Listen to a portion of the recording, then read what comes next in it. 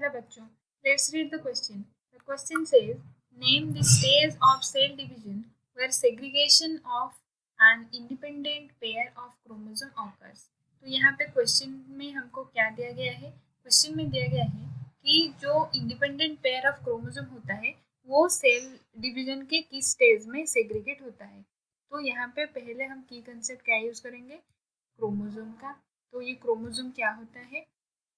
की कंसेप्ट हम यहाँ पे यूज करने वाले हैं क्रोमोसोम. तो ये क्रोमोसोम क्या होता है? क्रोमोसोम होता है हाईली कंडेंस्ड डीएनए.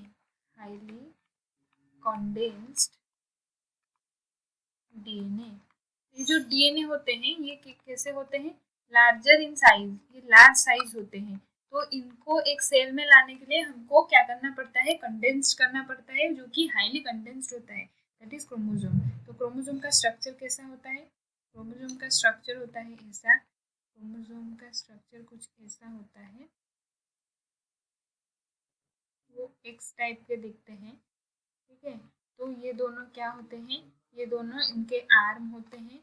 और ये जो मिडिल पार्ट है ये होता है सेंट्रोमियर.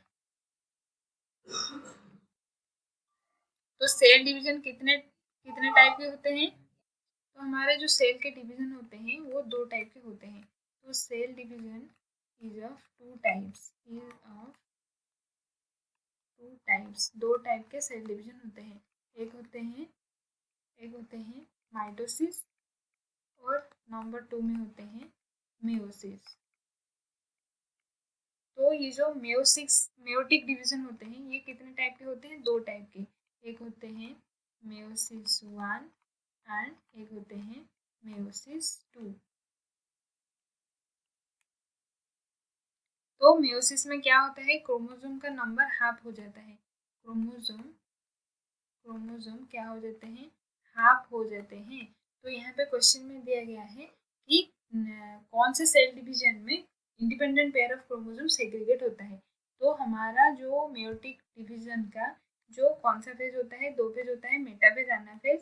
तो ये एनाफेज में मेयोसिस 1 का एनाफेज में क्रोमोसोम क्या होते हैं? सेग्रीगेट हो जाते हैं.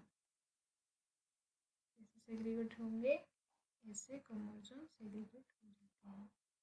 तो ये हमारा कौन सा सेल डिवीजन में हो रहा है? Meiosis 1 anaphase. Hope you understood it well. Best of luck.